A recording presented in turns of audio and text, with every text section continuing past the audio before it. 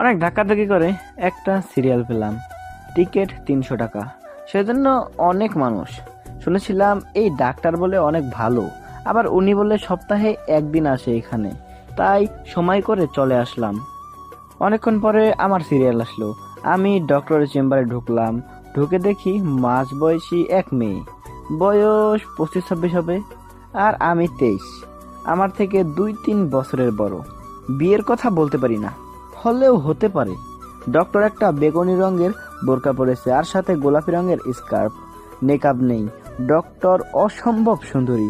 আরেকটা জিনিস তার সৌন্দর্য বৃদ্ধি করেছে, সেটা হলো তার চোখের চশমা, বোরকার ওপরে সাদা অ্যাপ্রন। আমি ঢুকে সালাম দিলাম। সালামের উত্তর নিয়ে বলল, বসুন, বলুন কি সমস্যা? আমার মাথা ব্যথা। কেমন মাথা ব্যথা? মাথা কি প্রচণ্ড ব্যথা করে? বমি আসে? না, শরীরের তাপমাত্রা ঠিক থাকে, কিন্তু প্রচন্ড মাথা ব্যথা করে। তাপমাত্রা ঠিক আপনি কি করে বুঝলেন? আমি ওই সামনে মেসে থাকি, সাথে আমার ফ্রেন্ড থাকে। মাথা ব্যথা উঠলে তার হাতে চেক করাই তাপমাত্রা ঠিক আছে কিনা। তার মানে আপনি আনম্যারেজ? হুম। কি থেকে আপনার মাথা ব্যথা ওঠে? সে অনেক লম্বা কাহিনী। আই থিঙ্ক আপনার সে টাইম নাই। ওকে, মাথা ব্যথা কি আপনার সপ্তাহে 7 দিনই ওঠে? না, 3 দিন ওঠে। এই 3 দিন আমার শরীরের উপর দিয়ে ঝড় বয়ে যায়। কাজের প্রচন্ড চাপ থাকে। আসরের পর থেকে মাথা ব্যথা শুরু হয়। মাঝে মাঝে ব্যথার কারণে চোখে কিছু দেখি না। প্লিজ ডক্টর, একটা সলিউশন দেন, না হলে কবে জানি মাথায় বাড়ি দিয়ে ফাটিয়ে ফেলি। ওকে। ডক্টর একটা প্রেসক্রিপশনে কতগুলো ওষুধের নাম লিখলো, লেখে নিজের মোবাইল দিয়ে ছবি তুললো। তারপর আমাকে বলল, এই ওষুধগুলো খাবেন। Thanks doctor. আপনার নামটা বললেন না? ঈশান মাহমুদ, অনার্স 3rd ইয়ারে পড়ি। ডক্টর আমাকে তার কার্ড দিয়ে বলল, যদি কোনো প্রয়োজন পড়ে তাহলে কল দিবেন। নাম্বার? কার্ডে আছে। আমি কার্ড দেখলাম। ডক্টরের নাম আনিকা। আমার জন্য এই সুবিধা কেন? আমি আপনার ডক্টর, আর আপনি আমার পেশেন্ট। O, by. বাইরে এক ফার্মেসি থেকে ওষুধ নিলাম, রুমে আসলাম, এসে শুয়ে রইলাম। একটু পর একটা কোচিং আছে, সেখানে আমি পড়াই। আমি ঈশান মাহমুদ, বাড়ি নরসিংদী, মেসে থাকি ঢাকায়। পরিবারের বড় ছেলে, সেটাই আমার জন্য কাল হয়ে দাঁড়িয়েছে। আমার ছোট 2 বোন। 2 বোনের নাম সামিয়া, সুবর্ণা। তাদের বিয়ের বয়স চলে আসতেছে, তাদের বিয়ে দিতে হবে। যেহেতু বড় ছেলে, তাই দায়িত্বও বেশি। বাবা ছোট একটা জুতার দোকান চালায়। আমরা ফ্যামিলিতে 7 জন। আমার দাদা দাদি দুজনেই অচল। সুবিধা রয়েছে একটা ছোট বাড়ি। বাড়িটা আমাদের নিজের। একটা জুতার দোকান থেকে 7 জনের খরচ, আবার বোনদের তাদের পড়ালেখার খরচ। তাই আমি অর্থ উপার্জনের পথ দেখছি, সেটা হলো আমার মেধা দিয়ে। 2টা কোচিং করাই, আবার 2টা প্রাইভেট পড়াই, আবার ভার্সিটি থেকে ক্লাস করি। কোচিং সপ্তাহে 3 দিন। এই 3 দিন আমার উপর দিয়ে ঝড় বয়ে যায়। রাতেই শুরু হয় মাথা ব্যথা। কোথায় এক বাপের এক ছেলে সুখে থাকবো, সেখানে আমার উপর সব দায়িত্ব। 2টা কোচিং, আবার নিজের ক্লাস, তারপর প্রাইভেট। এই 3 দিন আমার মাথা ব্যথা করে। আস্তে আস্তে ব্যথা শুধু বাড়তেই থাকে। তাই ডাক্তারের শরণাপন্ন হলাম। একটু পর কোচিংয়ে গেলাম। কোচিং করিয়ে আসতে রাত হলো। সেদিন আর মাথা ব্যথা উঠে নাই। খাওয়া দাওয়া করে ঔষধ নিলাম হাতে খাবো বলে। এমন সময় মনে পড়লো, আনিকা ডক্টর কেন আমার প্রেসক্রিপশনের ছবি তুললো? সবার প্রেসক্রিপশন কি এভাবে ছবি তোলে? কে জানে। আমি ওষুধ খেয়ে দিলাম এক ঘুম। পরের দিন কাজের এত চাপ নাই, তাই এভাবে 1 সপ্তাহ চলে যায়। 2 দিন ওষুধ খেয়ে আর খাই নাই। যেহেতু আর মাথা ব্যথা ওঠে না, ঔষধ খাওয়া হয় না। আমার শনিবারের কাজের চাপ বেশি। শনিবার আবার মাথা ব্যথা উঠছে। এমন ব্যথা বলার বাহিরে। তাড়াতাড়ি ওষুধ খেলাম, খেয়ে শুয়ে রইলাম। না, মাথা ব্যথা কমছে না। পাশে থাকা ফাহিমকে বললাম, দোস্ত দেখ তো আমার শরীর গরম কিনা। তোর আবার মাথা ব্যথা উঠছে, তুই না ডাক্তার দেখাইলি? চেক কর। ফাহিম আমার হাত ধরে বলল, তোর শরীর একদম ঠান্ডা। ওকে। ঔষধ খাইছি, দেখি কাজ হয় কিনা। নিজে নিজে মাথা হাতাইয়া আরো 1 ঘন্টা পার করলাম। দোস্ত, মাথায় পানি দিব? আমার তো শরীর গরম না, পানি দিলে কি লাভ হবে? আচ্ছা তাহলে ঘুমানোর চেষ্টা কর। আমার মাথা ব্যথা আর সহ্য হচ্ছে না। আমি ডাক্তারের কার্ড বের করলাম, ফোন দিলাম। কতক্ষণ রিং হলো, একটু পর বলে ব্যস্ত আছে। আমি আরো 2বার দিলাম, ব্যস্ত আছে। অনেকবার দিলাম, ওয়েটিংয়ে আছে। মেজাজটা গরম হয়ে গেল, ব্যথার কারণে ঘুম আসতেছে না। আমি আরো 20 মিনিট পর ফোন দিলাম, এবার ধরছে। আসসালামু আলাইকুম। ওয়ালাইকুম আসসালাম। জি, কে বলছেন? ঈশান মাহমুদ, আপনার পেশেন্ট। কোন ঈশান মাহমুদ? আমি চিনতে পারলাম না। আরে আপনাকে যে বলছিলাম আমি মেসে থাকি। সরি, চিনতে পারলাম না। আপনার সমস্যাটা বলুন। ডক্টর, আপনি আমার প্রেসক্রিপশন লিখে মোবাইল দিয়ে ছবি তুলেছেন। ও হ্যাঁ হ্যাঁ, মনে পড়েছে। ঈশান মাহমুদ, প্রচণ্ড মাথা ব্যথা। হ্যাঁ, এখন প্রচন্ড মাথা ব্যথা করতেছে। ঔষধ খেয়েছি, কমার কোনো নামই নেই। এক কাজ করুন, আগামীকাল আমার চেম্বারে চলে আসুন। আগামীকাল আসবনি, এখন একটা ব্যবস্থা করেন। আমি একটা বড়ির নাম বলছি, এই বড়িটা এনে খান। ওকে। বাই। ফাহিমকে দিয়ে পাঠালাম বড়ি আনতে। বড়ি আনলে খাইলাম, খেয়ে বিছানায় শুইলাম। কখন যে ঘুমিয়ে গেলাম বলতেও পারলাম না। সকালে ফাহিমের ডাকে আমার ঘুম ভাঙলো। আমি তাকিয়ে দেখি ফাহিম রেডি হচ্ছে কলেজে যেতে। আমি বললাম, এত সকাল সকাল কোথায় যাস? তুই ঘড়ির দিকে তাকা। আমি তাকিয়ে দেখি 10টা ছুঁই ছুঁই। এতক্ষণ ঘুমাইলাম আজকে? হুম, আমি তোর ডাকের আশায় ঘুমাই, তুই তো সকালে আমাকে ডাক দেস। আমি চিন্তা করতে লাগলাম, তাহলে কি গতকাল রাতে ডাক্তার আমাকে ঘুমের বড়ি বলছে খাওয়ার জন্য? যাই হোক, মাথাটা তো এখন অনেক ভালো লাগতেছে। Thanks doctor. আর একটি কথা, আমার মাথায় ঘুরপাক খাচ্ছে। ডক্টর আমার প্রেসক্রিপশনের ছবি তুললো কেন? ছবি তোলার কথা শুনে সাথে সাথে আমাকে চিনে ফেলে, এমনকি আমার রোগও বলে দিল। বুঝলাম একজন দায়িত্ববান ডক্টর। আমিও কলেজে যাব, একটু দাঁড়া। একটু পর রেডি হয়ে কলেজে গেলাম। এক ক্লাস করে আমি আর ফাহিম ক্যাম্পাসের গাছতলায় এসে বসলাম। বসে দুজনে কথা বলতাছি, এমন সময় মোবাইলে কল আসলো। দেখি বাড়ি থেকে মা। কেমন আছো বাবা? ভালো। মা, তুমি কেমন আছো? আব্বার শরীরটা কেমন আছে? ভালো। শোন না, সামিয়াকে দেখতে আসছিল, তাদের পছন্দ হয়েছে। ছেলে কি করে? ছেলে ব্যবসা করে। তোমাদের ভালো লেগেছে? হুম, যৌতুক চাই 5 লাখ। কি, এত টাকা যৌতুক? তারা কি সরাসরি বলছে? না, তারা এমন ভাবে বলেছে যেটাকে যৌতুক বলে। এখন তোমরা কি চিন্তা করছো? আমরা তো তোর দিকেই তাকিয়ে আছি। তুমি রাতের দিকে কল দিও। আচ্ছা। আমি কল কেটে দিয়ে ফাহিমের কাছে এসে বসলাম। আমাকে চিন্তিত দেখে ফাহিম বলল, কি রে দোস্ত, তোকে এরকম চিন্তিত দেখাচ্ছে কেন? সামিয়ার সম্বন্ধ আসছে, যৌতুক চাই 5 লাখ। কস কি? হুম। থাক দোস্ত, টেনশন করিস না, সব ঠিক হয়ে যাবে। বাসা যাব, আমার একটা প্রাইভেট আছে। না, আমি একটু লাইব্রেরিতে যাব। ওকে, আমি যাই। আমি উঠে বাসার উদ্দেশ্যে রওনা দিলাম। মনে মনে ভাবছি, কি যে করি। 5 লাখ টাকা যৌতুক। সন্ধ্যাবেলা মার কাছে কি বলবো? আমার কাছে এত টাকা নাই। 3 বছর আগে ঢাকা আসছিলাম, এই 3 বছরে অনেক কেটে কুটে 4-5 লাখ টাকা জমাইছি। কি যে করি। বাসায় আসলাম, এসে রেডি হয়ে গেলাম প্রাইভেট নিয়ত। প্রাইভেট শেষ করে যাব ডক্টরের চেম্বারে। প্রাইভেট শেষ করে গেলাম ডক্টরের চেম্বারে।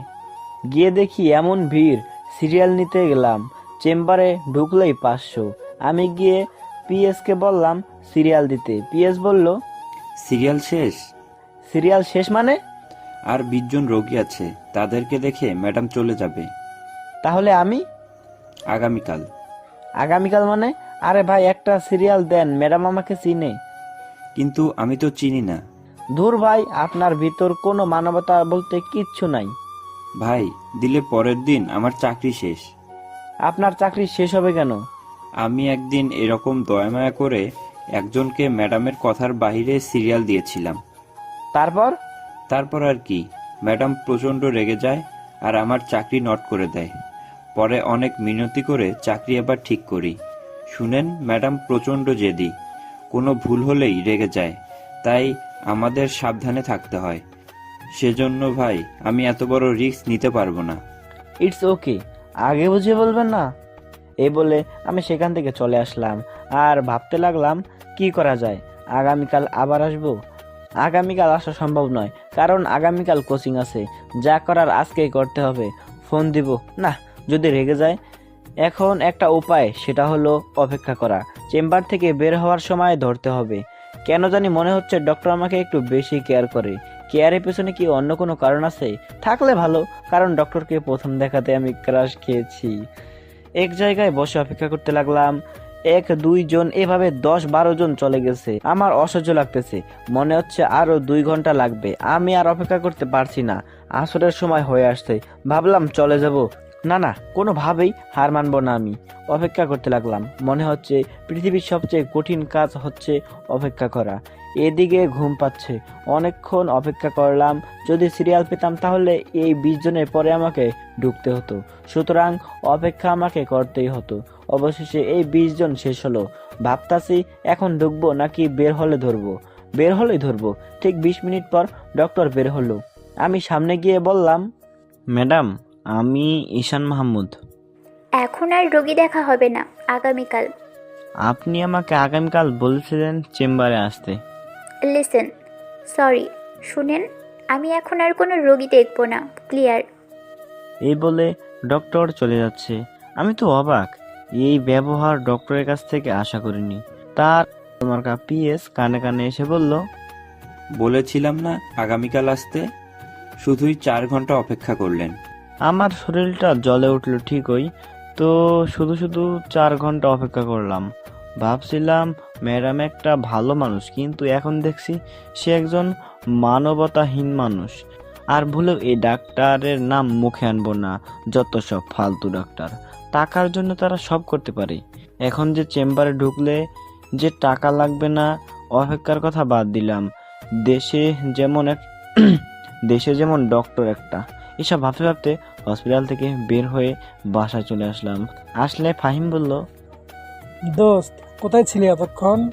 আর বলিস না, যত সব ফালতু ডাক্তার। মানবতা বলতে কিছুই নেই। কেন যে এত সব ফালতু ডাক্তার দেশে জন্মায়? কি হয়েছে সেটা বল। আমি ফাহিমকে ডাক্তারের কাছে যাওয়া অপেক্ষা করা শেষে ডক্টরের হৃদয় বিদারক কথাগুলো বললাম। এসব শুনে ফাহিম কতক্ষণ ডক্টরকে বকলো। আমি আর জীবনে এই ডাক্তারের নাম মুখে আনবো না। ঠিক আছে, দেশে কি ডাক্তার একটা নাকি? আমি আর ফাহিম কতক্ষণ বকে শরীরের জিদ মিটাইলাম। আসলে আমি একটা বোকা। বোকা না হলে 4 ঘন্টা বসে রইলাম। একটু পর বাবার কাছে ফোন দিলাম। কেমন আছেন আব্বা? ভালো। তুই কেমন আছোস? ভালো। সকালবেলা মার সাথে কথা বলছি। আপনি কি বলেন? আমি তোর মায়ের সাথে একমত। ছেলের বলে কোনো কোম্পানির সাথে শেয়ার আছে। তোর মা আর তোর বোনের বাড়ি দেখেছে, তাদের পছন্দ হয়েছে। আপনি জানেন এখানে খরচ একটু বেশি হয়, আর 5 লাখ টাকাও যৌতুক আমাদের জন্য অনেক বেশি হয়ে যায় না? কি করণ যাইব? এখন তুই কত দিতে পারবি? আমি 1 লাখ দিতে পারবো। বাকিগুলো? আমি এর চেয়ে বেশি দিতে পারবো না। এতদিনে আমি গাধার মতো খেটে খুঁটে যেটুকু জমাইছি সেটুকু দিয়ে দিচ্ছি। না পারলে ক্ষেত বিক্রি করেন, আর যৌতুক তো পরে দিলেও চলবে। তোর ওপর চাপ দিব না, যতটুকু পারিস দে। ওকে, বিয়ের তারিখ ঠিক হয়েছে? না, ঠিক করব। বিয়ের তারিখ ঠিক করে আমাকে জানায়েন। ওকে, রাখি। কল রেখে শুয়ে চিন্তা করতে লাগলাম। যাক, মনটা এখন একটু হালকা লাগছে। একটা উপায় তো বের হলো। বেশি অসুবিধা হলে 1 লাখের জায়গায় 1.5 লাখ দেবনি। এখন আমার প্রয়োজন একটা ঘুম। কিসের ওষুধ খাবো? ডক্টরের কথা মনে হলেই গা জ্বলে। আমি দিলাম এক ঘুম। মাত্র চোখটা লাগলো, কে জানি কল দিল। রিসিভ করে বললাম, আসসালামু আলাইকুম, কে? আগেই বলেনি, সরি, আমি ডক্টর আনিকা। কোন ডাক্তার আনিকা? আমি কোনো আনিকাকে চিনি না। আমি আপনার ডক্টর। শুনেন, আমি কোনো ডাক্তার দেখাইনি, আর আপনাকে আমি চিনি না। বললাম তো সরি। আমি অবাক, ডক্টর আমাকে ফোন দিয়েছে, আবার আমাকে বলে সরি। ভাবতে অবাক লাগছে। আচ্ছা, আপনি কি আমাকে চিনেন নাই? না।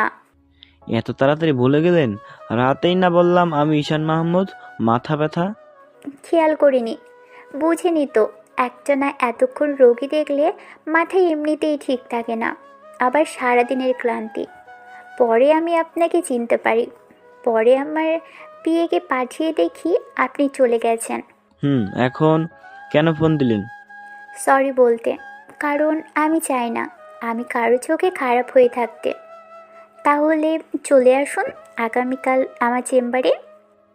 আপনি যদি আমাকে কল না দিয়ে থাকতেন তাহলে আমার চেহারা আর না দেখতেন এতক্ষণ। আপনি আমার কাছে একজন ব্যাড গার্ল এবং একজন ব্যাড ডক্টর ছিলেন। আর এখন একজন গুড ডক্টর এবং গুড গার্লফ্রেন্ড এবং নাইস লেডি। থ্যাঙ্কস, অনেক অনেক থ্যাঙ্কস। ওয়েলকাম। আগামীকাল আসবেন তো? দেখি, আগামীকাল কাজের চাপ অনেক বেশি। বলুন আসবেন, আমি ওয়েট করব। ওকে, আসবো। কয়টায় আসবো? 5টার দিকে। সন্ধ্যার সময় আপনি না চলে যান? আগামীকাল একটা মিটিং আছে। ওকে, বাই। এই বলে ফোন কেটে দিলাম আর দিলাম এক ঘুম। সকাল ঘুম থেকে উঠি, কোচিংয়ে গেলাম, কোচিং শেষ করে গেলাম কলেজে। এভাবে সারাদিন কাজের চাপে শেষ। 5টার দিকে বাসায় এসে বিছানায় শরীরটা লাগালাম। কি যে ভালো লাগছে, মাথাটা ধরে আসছে, মন চাচ্ছে ঘুমাইতে, কিন্তু না, ডক্টরের কাছে যেতে হবে। উঠে গোসল করলাম, করে রেডি হয়ে চলে গেলাম ডক্টরের চেম্বারে। দরজার সামনে কোনো মানুষ নেই। আমি গিয়ে টোকা দিলাম। ভিতর থেকে বলল, আসেন। আমি ভিতরে ঢুকে সালাম দিলাম। ওয়ালাইকুম আসসালাম, বসুন। থ্যাঙ্কস। আজ ডক্টর একটা খয়েরি রঙের বোরকা আর সাদা কালার ওড়না দিয়ে স্কার্ফ পরা, নেকাব নেই। মন চায় শুধু তাকিয়ে থাকতে। শরীর ঠিক আছে? না, মাথাটা কেমন যেন লাগছে। কেমন লাগছে? যেরকম সবসময় লাগে। তাহলে আমি আপনাকে নতুন কয়েকটি ঔষধের নাম বলে লিখে দিচ্ছি, এগুলো খাবেন। কিন্তু আগেরগুলো? আগেরগুলোও খাবেন, এগুলোও খাবেন। ওকে। যদি আপনার রোগ ভালো হয়ে যায় তাহলে আপনি কি করবেন? কি করব? আপনাকে মনে মনে অনেক ধন্যবাদ দেব। হুম বলল মনটা কালো করে। আমি তো আপনার থেকে ছোট। হুম তাহলে আপনি আমাকে তুমি কিংবা তুই করে বলতে পারেন। বললে আপনি রাগ করবেন না তো? না। থ্যাঙ্কস। আচ্ছা, আপনি এত তাড়াতাড়ি ডক্টর হয়ে গেলেন, সত্যি অবিশ্বাস্য। থ্যাঙ্কস। ওয়েলকাম। আপনার ফেসবুক অ্যাকাউন্ট ঘেঁটে দেখলাম আপনার উপর অনেক মেয়ে ক্রাশিত। কাউকে লাভ করেন না? না, এখনো সিঙ্গেল। এত সুন্দর একটা ছেলে, তারপরেও সিঙ্গেল? আসলে মনের মতো কাউকে পাইনি। আর এভাবে 5-6টা লাভ করার চেয়ে ভালো না একজনকে মন থেকে ভালোবাসা, যাকে সারা জীবন আগলে রাখবো এই বুকের ভেতর। ঠিক বলছেন। আপনার সম্পর্কে কিছু বলেন। এই সময় কে যেন ডক্টরের মোবাইলে ফোন দিল। হ্যালো আশিক, কি করো? ঘুরতে আসছো? কার সাথে? বন্ধুদের সাথে? আচ্ছা, ভালো করে চিল করো, আমি চেম্বারে রোগী দেখি। ওকে, বাই বেবি। আমি মনে মনে ভাবছি, কে হতে পারে? বন্ধুর সাথে তো এভাবে কথা বলে না কেউ। লাস্টে বেবি বলাতে আমার সব ক্লিয়ার হয়ে যায়। ডক্টরের বয়ফ্রেন্ড। এটা ছিল আমার কপালে। অনেকদিন পর একটা মেয়ে পছন্দ হয়েছে, তারও বলে বয়ফ্রেন্ড আছে। কে ছিল? বয়ফ্রেন্ড। ও, বললাম মনটা খারাপ করে। রাগ করছেন? রাগ করবো কেন? কেন জানি আমার চোখ দিয়ে পানি চলে আসছে। এই কি, তুমি কাঁদছো? না না, কই না তো। ডক্টরের মুখ থেকে তুমি শুনে কলিজায় গিয়ে আঘাত লাগলো। বেশি মাথা ব্যথা করছে? কষ্টের কথা না বলার জন্য মিথ্যা বললাম। আচ্ছা ঠিক আছে, এই নাও টিস্যু, চোখ মোছো। থ্যাঙ্কস। আমি চোখ মুছে কিছুক্ষণ চুপ করে থাকলাম। আমি ডক্টরের চোখের দিকে তাকালাম, ডক্টরও আমার চোখের দিকে তাকালো। দুজনের চোখ একসাথে হলো।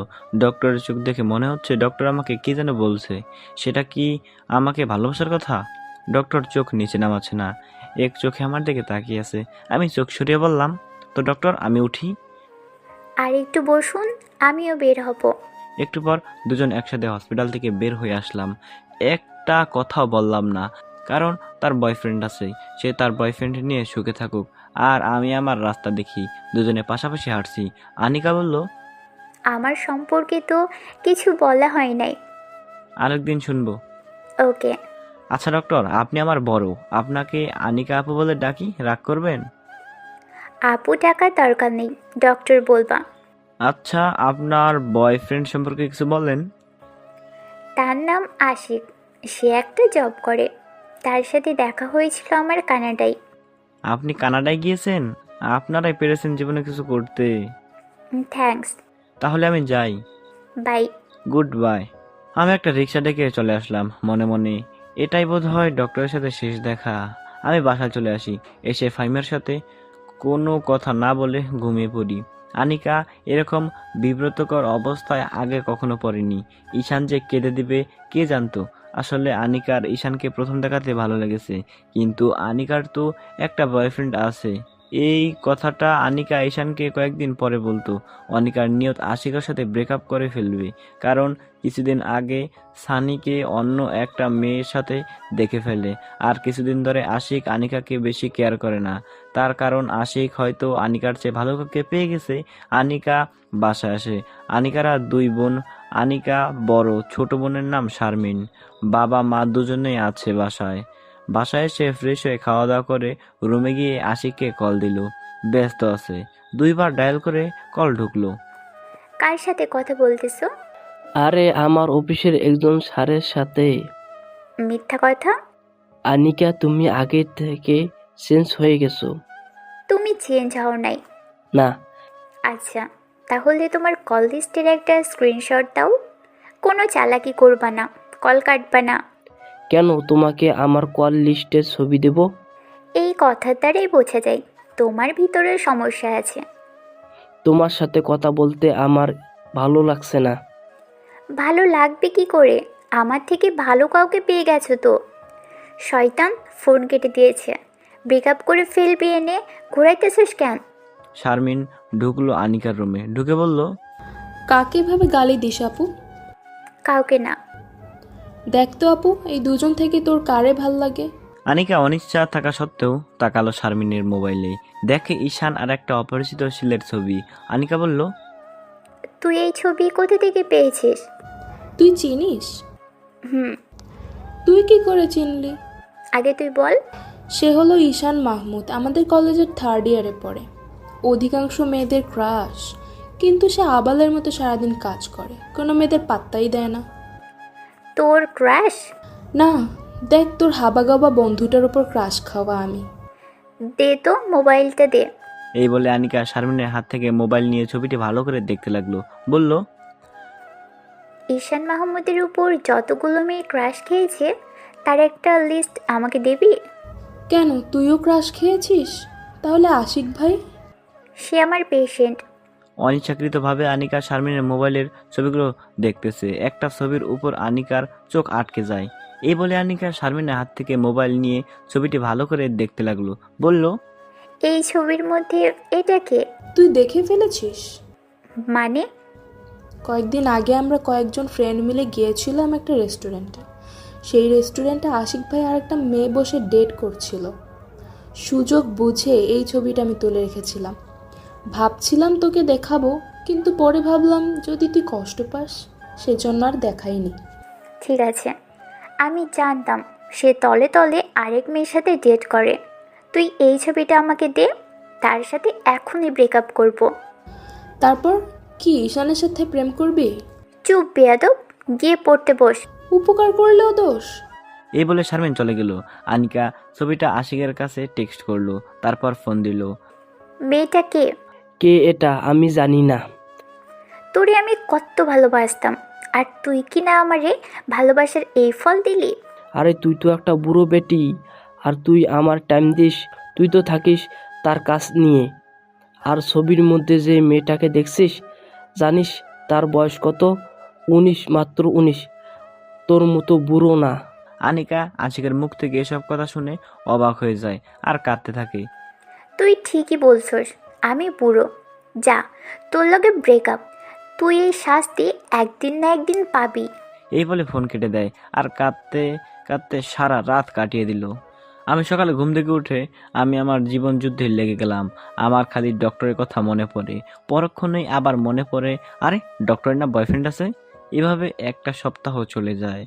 ডক্টরের ওষুধগুলো নিয়মমাফিক খাওয়ার ফলে আমার আর মাথা ব্যথা ওঠে নাই। আমি বোধহয় ডক্টরের কথা জীবনেও ভুলতে পারবো না। বাড়ি থেকে ফোন আসলো, সামিয়ার বিয়ার তারিখ ঠিক হয়েছে। আর 1 সপ্তাহ পর বিয়ে। আমি ফাহিমকে নিয়ে চলে গেলাম বাড়িতে। বিয়ে শেষ করে ঢাকা আসতে 15 দিন লাগছে। ফাহিম আগেই চলে এসেছে। পরে শেষমেশ আমার কাছ থেকে আমাকে 1.5 লাখ টাকাই দিতে হলো। যৌতুক পুরাটা দেওয়াই হয় নাই। জানি পরে আমাকে দিতে হবে। আমার সামনে পরীক্ষা আসতেছে। সকল কিছু ঠিক রেখে পরীক্ষার পড়া পড়তে হবে। আমি ছাত্র হিসাবে এত খারাপ না।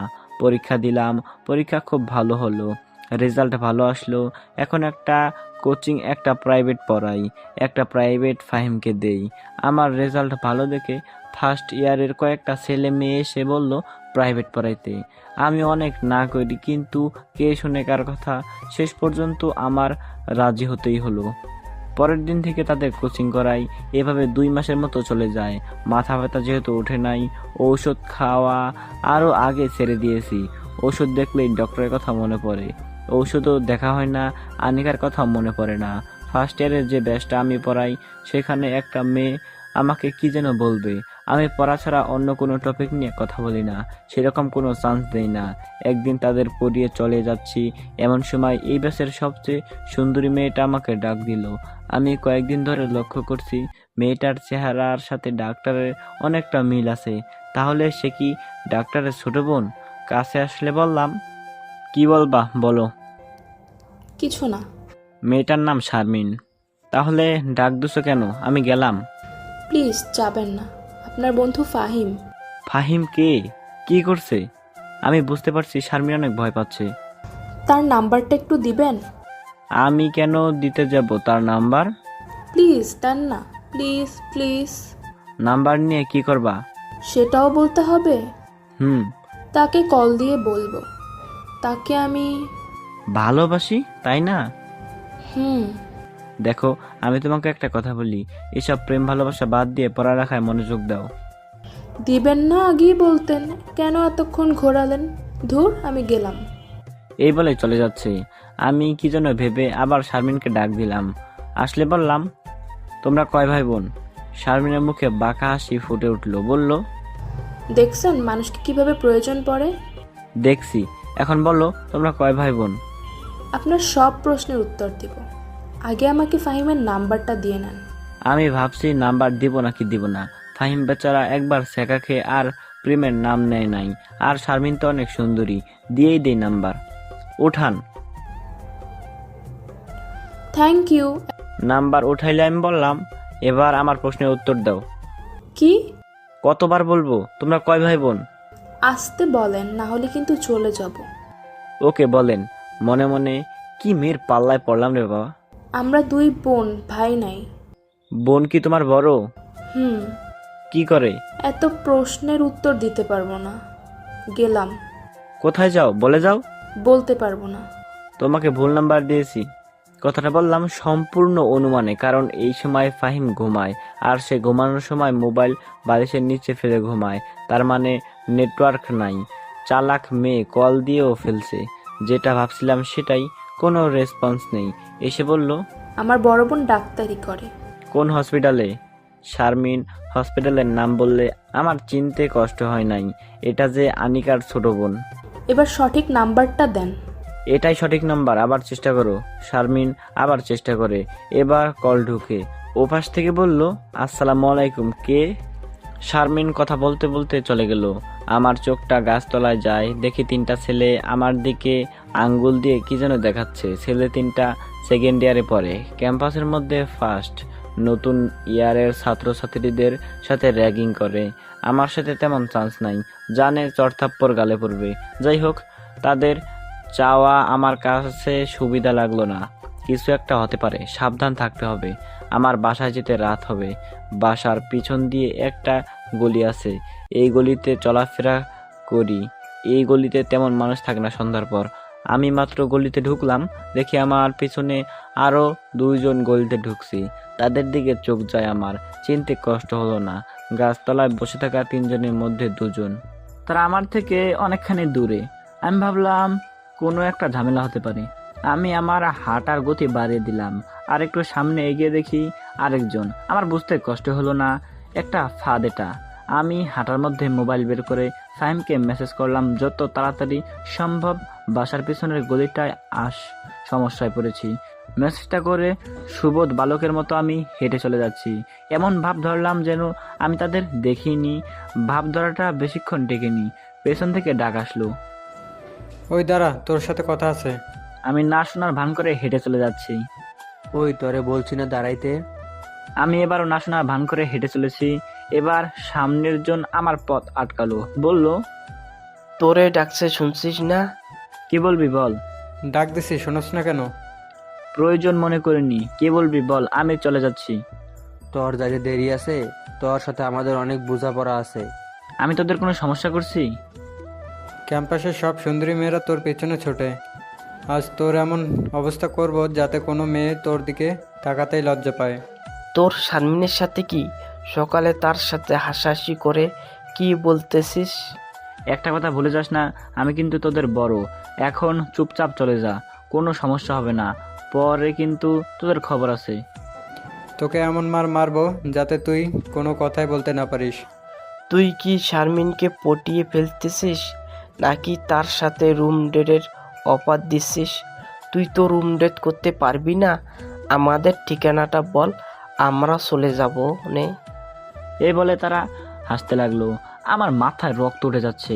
তিনজনের সাথে একা পারবো না। ফাহিম এখনো দেরি করছে কেন? মেসেজ দেখলে তাড়াতাড়ি আসার কথা। দেখি তারা তিনজন থেকে একজন প্যান্টের বেল্ট খুলছে আর একজন একটা ছুরি বের করছে।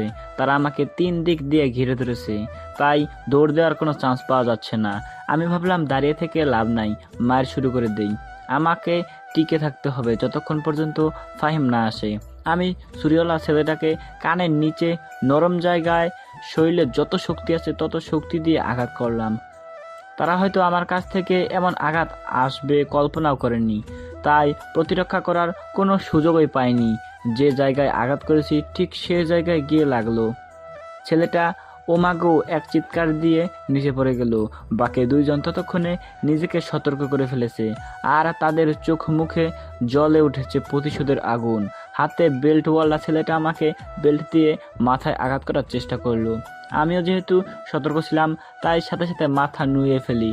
আমার মাথার উপর দিয়ে চলে যায় বেল্ট। সে আবার নতুন করে আঘাত হানতে কিছুটা সময় লেগেছিল। এই ফাঁকে আমি তার ঘাড়ে সজোরে আঘাত হানলাম সব শক্তি দিয়ে। মায়ের টাল সামলাতে না পেরে সেও চিৎকার করে নিচে বসে পড়ে।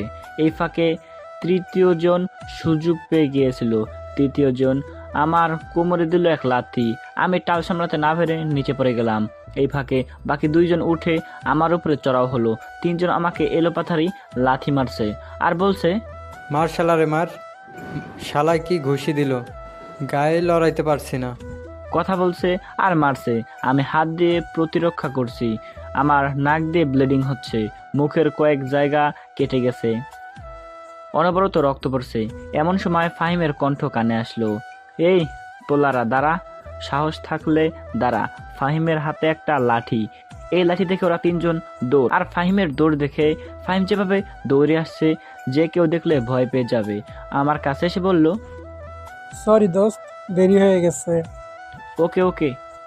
আমি ওয়াশরুমে ছিলাম, বের হয়ে দেখি তোর মেসেজ দেখার সাথে সাথে আমি চলে আসি। আমি তোরা কিছু বলছি? দেখ আমার অনেক ব্লিডিং হচ্ছে, আমাকে কোনো ডক্টরের কাছে নিয়ে যা। আমি তোরে ধরছি। ফাহিম আমাকে ধরে গলি থেকে বের করে রাস্তায় নিয়ে আসে। একটা গাড়ি ডাক দেয়। আমি গাড়িতে উঠি। আমার নাক দিয়ে রক্ত বের হচ্ছে, মুখের কয়েক জায়গায় ফেটে গেছে, পিঠে একটু ব্যথা করছে। হাত দিয়ে দেখি অনেক রক্ত, বুঝলাম ছুরি দিয়ে আঘাত করছে। অনেক ব্লিডিং হচ্ছে, তাই আমি জ্ঞান হারাই।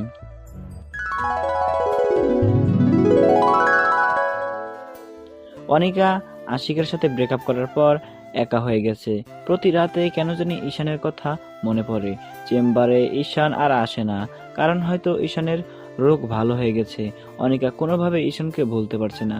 অনিকার খালি ঈশানের কান্নার কথাটা মনে পড়ে আর ফুপিয়ে কেঁদে ওঠে। সবসময় অনিকা নিজেকে এই বলে সান্ত্বনা দেয়, ঈশান তুই তো আমারে ভালোবাসত, আমি জানি তুই একদিন আসবি, আসলে যে ঈশানকে কি করবে আনিকা সেটা আনিকাই জানে।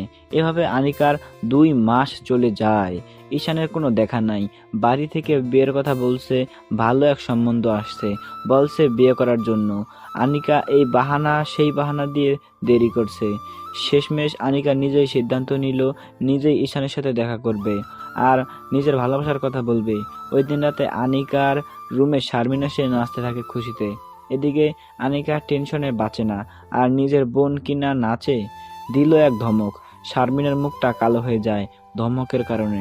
শারমিন কেঁদে দেয়, কাঁদতে চলে যাচ্ছে আর বলতে লাগলো, আপু, তুই না অনেক খারাপ। আমি টেনশনে বাঁচি না, আপু আমার বিয়ের চাপ দিচ্ছে, আর তুই কি না খুশিতে নাচিস? যা, তোর সাথে আমি কথাই বলবো না। ব্যাপারটা ছিল ঈশানকে নিয়ে। এই বলে শারমিন সেখান থেকে চলে আসলো। আনিকা ঈশানের নাম শুনে আটকে যায়। ঈশানের ব্যাপারে কি বলবে শারমিন? পরক্ষণে মনে পড়লো, আরে ঈশান না শারমিন তো একই কলেজে পড়ে, নিশ্চয়ই কিছু একটা হয়েছে। শারমিন যেহেতু খুশিতে নেচেছে, তাহলে নিশ্চয়ই ভালো খবর। এসব চিন্তা করে শারমিনকে ডাক দিল। 5-6টা ডাক দিল, শুনেননি, তার মানে অনেক রাগ করেছে। আনিকা জানে শারমিনের রাগ ভাঙানো এত সহজ না। আনিকা ভাবতে লাগলো, কি করে রাগ ভাঙানো যায়। এখন একটা উপায়, তার পছন্দের খাবার বানানো। আনিকা যতটুকু মনে পড়ে, শারমিনের পছন্দের খাবার হলো পিৎজা। কিছু করার নেই, পিৎজার অর্ডার দিয়ে দিল। পিৎজা আসলে পিৎজা নিয়ে আনিকা শারমিনের রুমে গেল। গিয়ে দেখে শারমিন শুয়ে আছে। আনিকা গিয়ে শারমিনের সাথে মজা শুরু করলো। ওলে আমার গোলুমোলু আপুটা রাগ করছে। কোথায় রাগ করছে? গালে নাকি মুখে? দেখ তোর জন্য কি আনছি। যা, তোর সাথে কোনো কথা নেই। ওকে, তাহলে পিৎজাটা আমি একাই খাই। কি, তুই পিৎজা এনেছিস? হুম। দে আপু, দে। তোর রাগ ভাঙছে? হুম। তারপর 2 বোন মিলে পিৎজা খেতে লাগলো। আনিকা জিজ্ঞাসা করলো, ঈশানের ব্যাপারে কি যেন বলছিলি? আমি জানি তুই এই প্রশ্নটা করবি, কারণ তুই আরও আগেই ঈশানের ওপর ক্রাশ খেয়েছিস। হুম, খাইছি। এখন বল। শারমিন ঈশানের কাছে প্রাইভেট পড়ে। সকালের সব কথা আনিকাকে বলল শারমিন। এক পর্যায়ে আনিকার মুখ উজ্জ্বল হয়ে যায়, কারণ ঈশান কারো প্রেমে পড়ে নাই। আর শারমিনের বোনের সম্পর্কে অনেক কিছু জিজ্ঞাসা করায় বুঝতে পারলো এখনও আনিকাকে ভালোবাসে। তার মানে ঈশানের কাছে গেলে হতাশ হবে না। খুশিতে আনিকা শারমিনকে নিয়ে নাচতে থাকে। আনিকা ফাহিমের কথা শুনে বলল, আগে পড়াশোনায় মনোযোগ দে, প্রেম ভালোবাসা পরেও করতে পারবি। ধুর আপু, তুই আর ঈশান ভাই সম্পূর্ণ এক। এক হলে ভালো। এই বলে নাচতে নাচতে আনিকা নিজের রুমে চলে গেল, গিয়ে শুয়ে ঘুমিয়ে পড়লো। শারমিন ভাবছে, আমি প্রেম করলে তুই জানবি কোথা থেকে। শারমিনও ঘুমিয়ে পড়লো।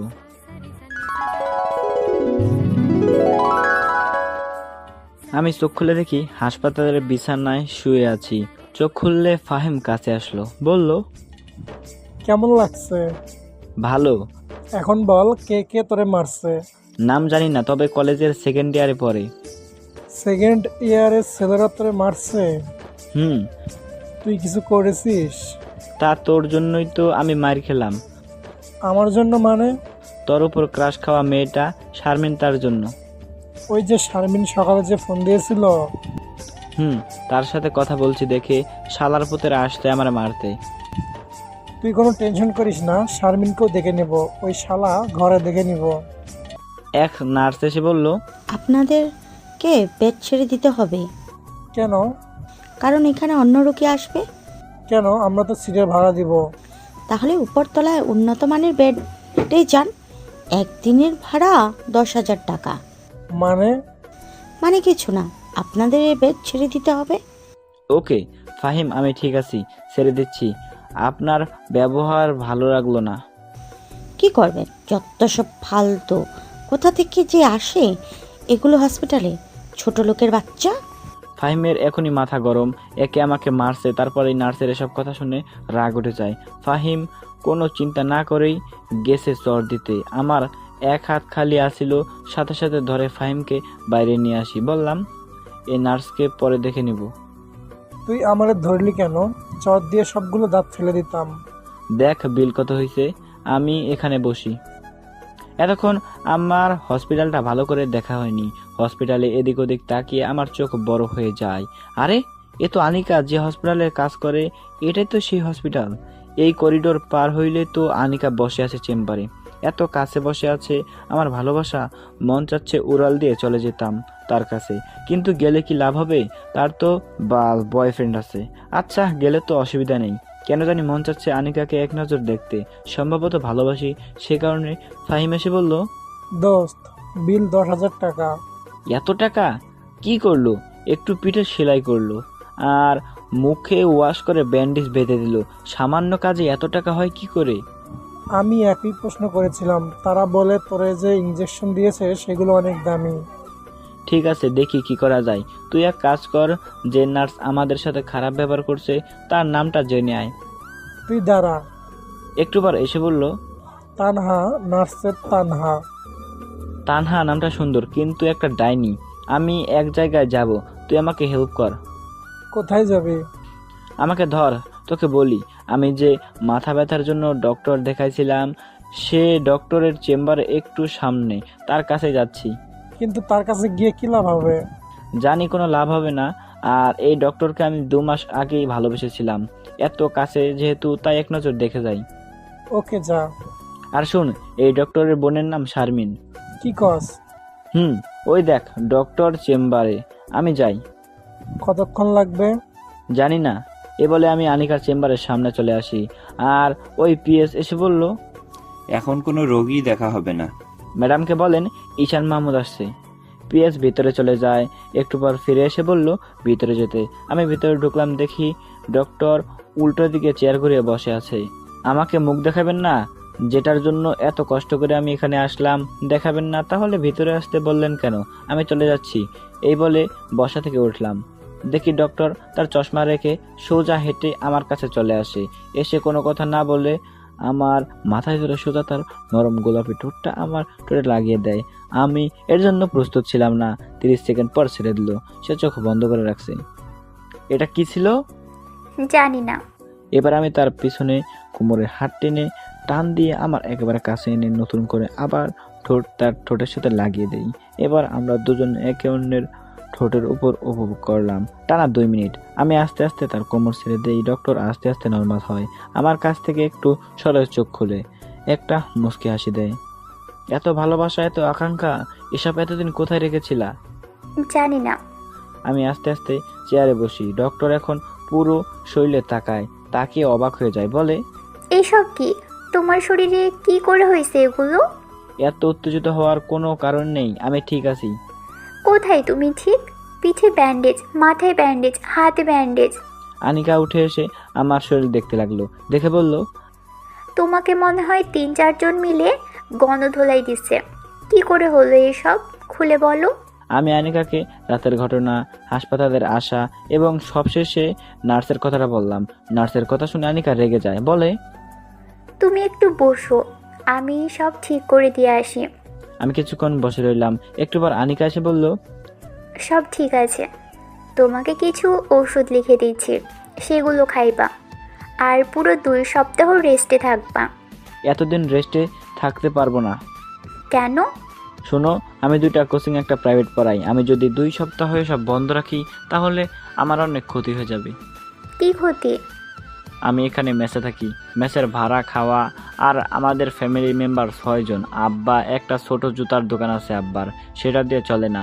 তাই আমি এখানেও গাধার মতো খেটে খুঁটে কিছু টাকা ইনকাম করে বাড়িতে পাঠাই।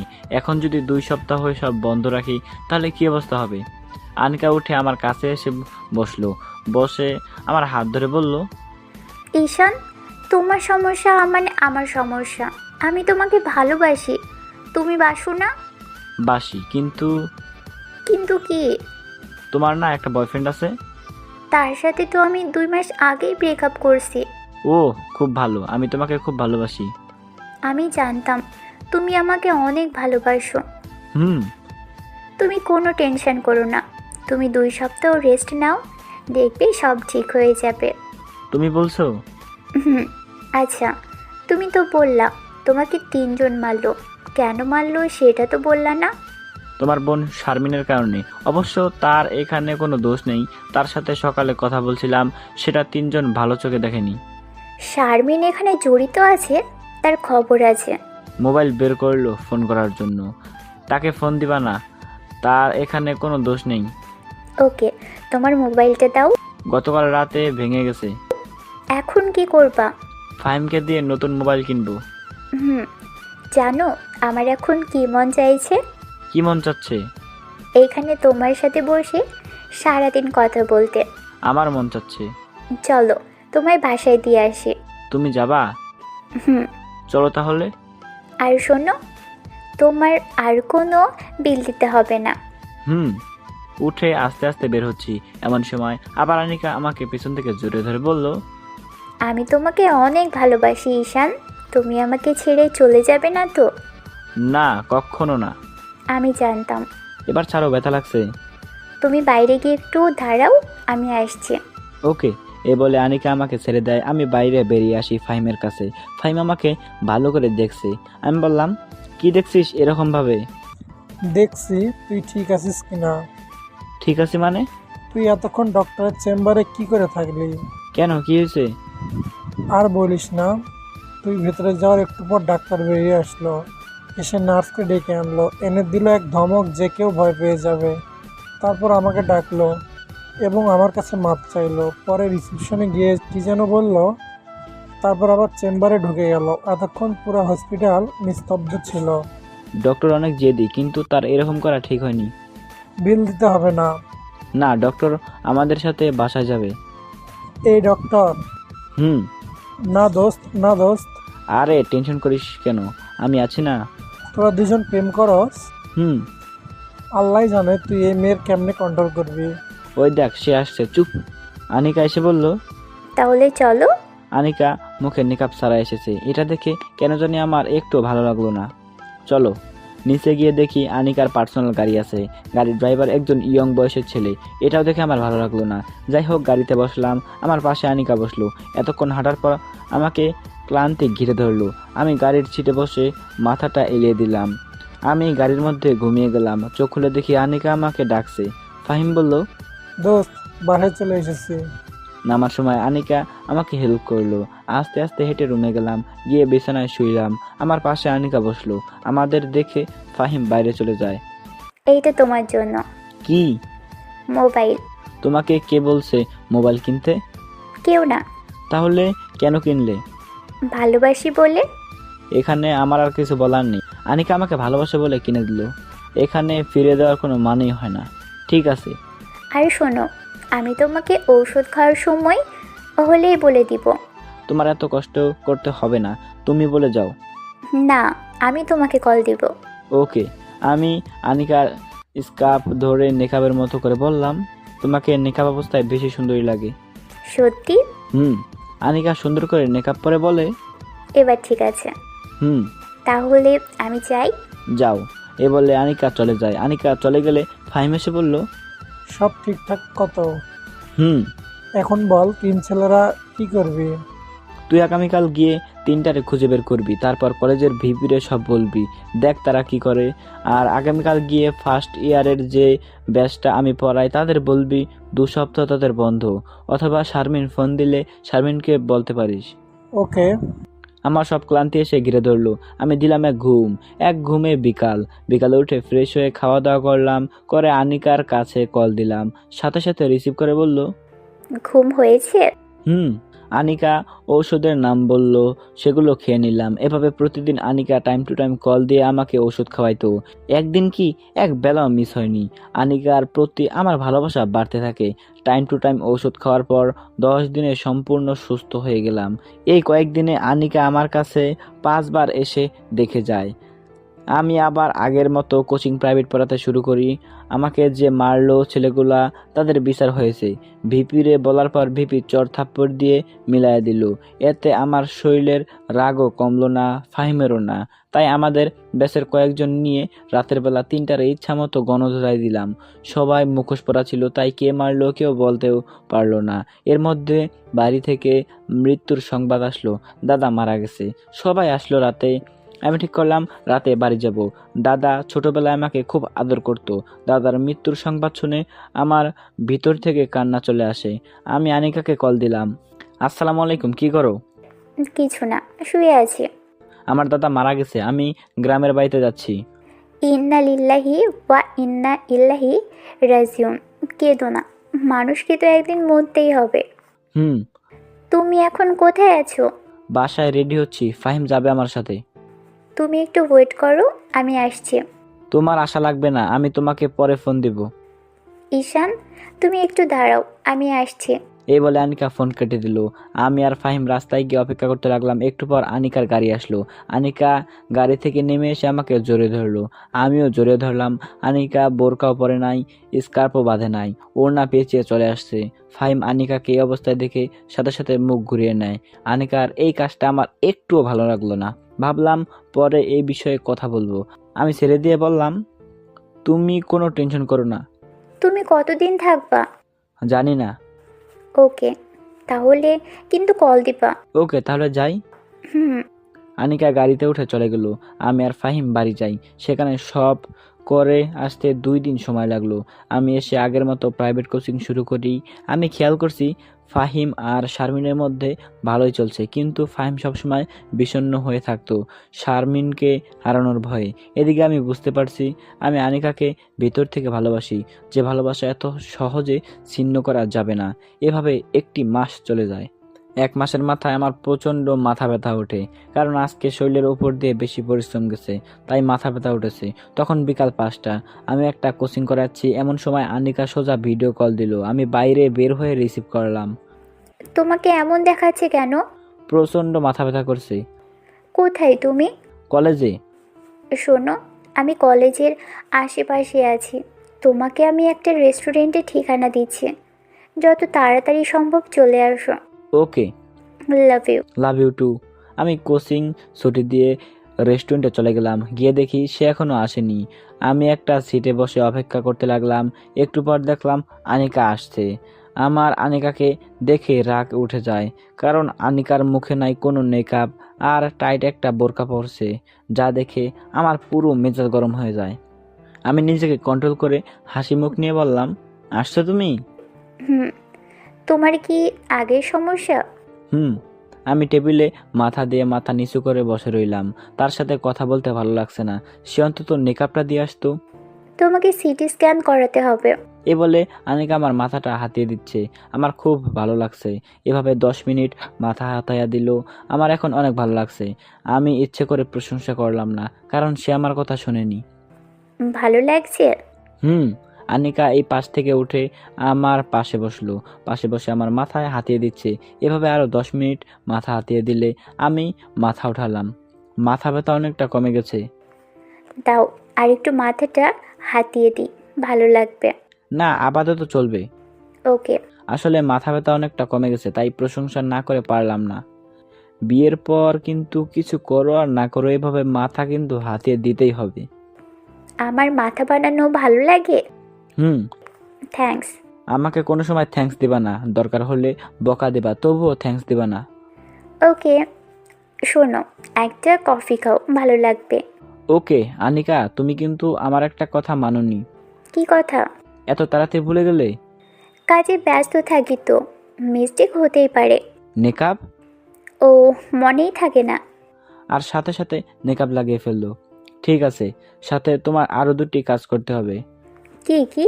তোমাকে আরো লুজ বোরকা পরতে হবে, আর তোমার ড্রাইভারকে বাদ দিতে হবে। মেয়ে ড্রাইভার দেখো পাও কিনা। ওকে, দেখা যাক। তুমি রাগ করছো? না। দেখো, আমি তোমাকে ভালোবাসি। আমি চাই তুমি আর আমি একসাথে সারা জীবন থাকি, আর স্বপ্নের মতো করে তোমাকে সাজাতে। এখন যদি তুমি আমাকে সে সুযোগ না দাও, তাহলে তো হচ্ছে না। হুম। আনিকা ব্যাগ থেকে একটা বড়ি বের করলো, দিয়ে বলল, এখন বাসায় গিয়ে কিছু খেয়ে এটা খাবে। ওকে, তুমি চলে যাচ্ছ? হুম। আরেকটু বসো, কফি তো খাওয়া হলো না। তুমি খাও, আমি গেলাম। এই বলে আনিকা চলে গেল। আমি কফির অর্ডার দিলাম। কফি খেয়ে আমি বাসায় চলে আসি। বড়ি খেয়ে ঘুমিয়ে পড়লাম।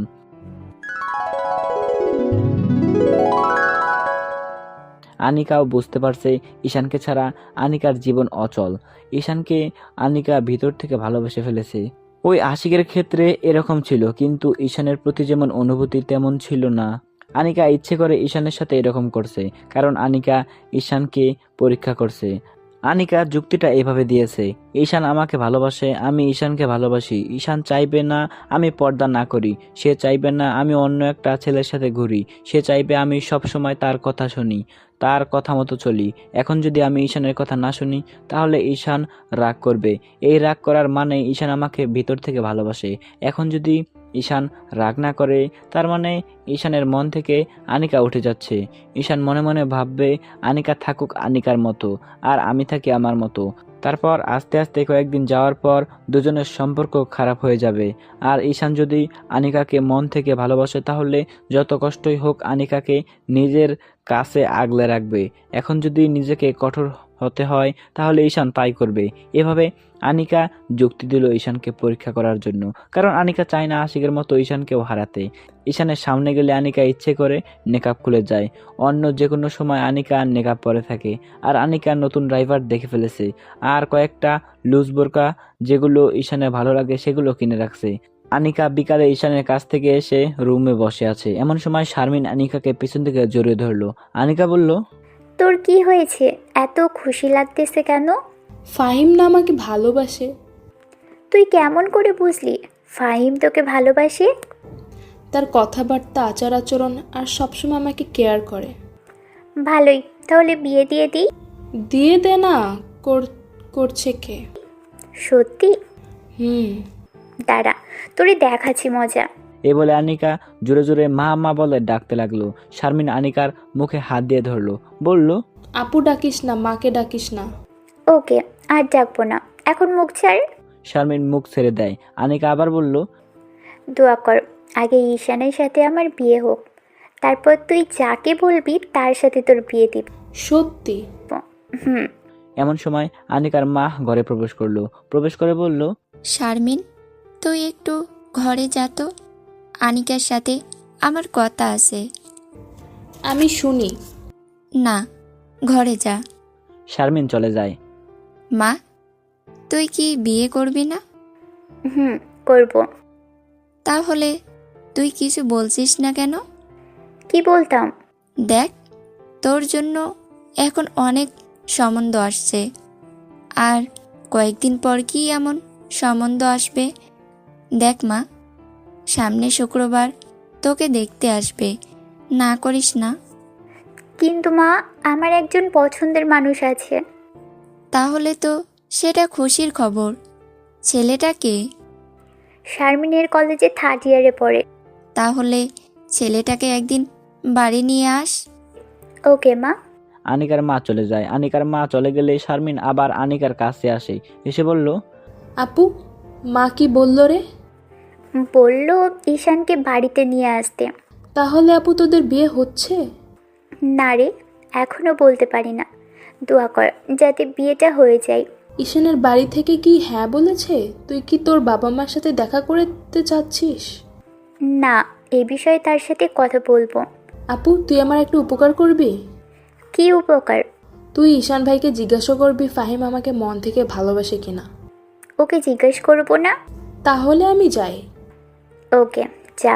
আনিকা শুয়ে শুয়ে ভাবছে ঈশান এখনো কল দিচ্ছে না কেন। প্রতিদিন তো এই সময় কল দেয়, তাহলে কি ঈশান রাগ করেছে? এত তাড়াতাড়ি রাগ করার কথা না। আনিকা নিজেই কল দিল, ধরছে না। 3-4 বার নাম্বারে কল দেওয়ার পর ধরলো। ফোন ওঠাতে দেরি হলো কেন? তুমি যেই বড়ি দিয়েছিলা সেটা খেয়ে ঘুমিয়ে গেছিলাম। এত তাড়াতাড়ি? হুম। আগামীকাল তো আমরা দুজন অবসর, চলো না আমরা দুজন কোথাও ঘুরতে যাই। কোথায়? কাল দেখা করলে জায়গা সিলেক্ট করব। ওকে। তাহলে আগামীকাল সকালে দেখা হচ্ছে। ওকে, এখন রাখি, অনেক ঘুম পাচ্ছে। I love you. এ বলে আনিকা ফোন রেখে দিল।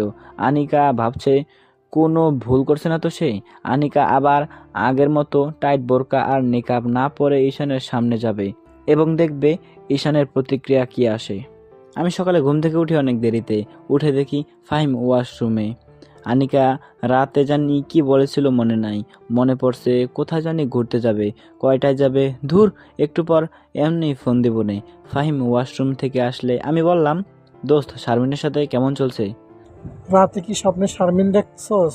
ঘুম থেকে উঠে শারমিনের কথা জিজ্ঞেস করতেছস? আরে না। ভালো, এখন কেমন জানি তার জন্য একটা মায়া কাজ করে, মন চাই খালি তার মুখটা দেখতে ইচ্ছা করে। এটাই ভালোবাসা। বাড়ি থেকে না বিয়ের জন্য বলছে, কি করব? সামনে কথা বলে দে, কিন্তু এখন না।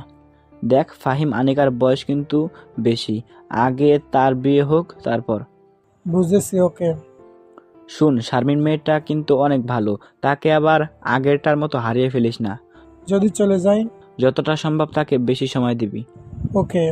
আমার মোবাইলে কল আসলো, দেখি বাড়ি থেকে ফোন আসলো। হ্যালো মা, কেমন আছো? ভালো, তুই কেমন আছিস? ভালো। তোর জন্য একটা সুখবর আছে। কি খুশির খবর? তোকে না মেয়ের বাড়ি থেকে দেখতে এসেছে। মানে? মানে হলো তোর বাবার বন্ধু যে আবুল ভাই, তার একমাত্র মেয়ে তোকে পছন্দ করেছে। তার বাবা এবং তার মা গতকাল আমাদের বাড়িতে এসেছে, এসে সব দেখে গেছে। তাদের তোকে পছন্দ হয়েছে এবং বাড়ি ঘরও। আর তোর বাবার আর আমার মেয়েকে অনেক ভালো লেগেছে। আমার মাথায় আকাশ ভেঙে পড়লো। মা সব কি বলছে? না না, এই মেয়েকে চিনি না জানি না বিয়ে ঠিক করে ফেলছে, আর এদিকে আনিকাকে নিয়ে ঘর সংসার করার স্বপ্ন দেখছি। দেখো মা, তোমাকে আমি পরিষ্কার করে বলে দেই, আমার ঢাকায় একজন মেয়ে পছন্দ আছে, আর বিয়ে করলে আমি তাকেই করব। কিন্তু আমাকে তো বললি না। এই যে এখন বললাম। তোর বাবাকে বলেছে বিয়ে দিলে তোকে ওই মেয়ের সাথেই বিয়ে দিবে। সেটা বাবার চিন্তা ভাবনা। আর কিছুদিন পর আমি বললে তোমরা ঢাকায় এসে মেয়েকে দেখে যাবে, বিয়ের তারিখ ঠিক করে যাবা। তাহলে কি ওই মেয়েকে না করে দিব? ডাইরেক্ট না করে দাও। আর একটু চিন্তা ভাবনা করে দেখ, মেয়ের বাবা স্বেচ্ছায় 5 লাখ টাকা যৌতুক দিতে রাজি হয়ে গেছে। যৌতুক টৌতুক আমি বুঝি না, না করে দাও। এই বলে ফোন কেটে দিলাম।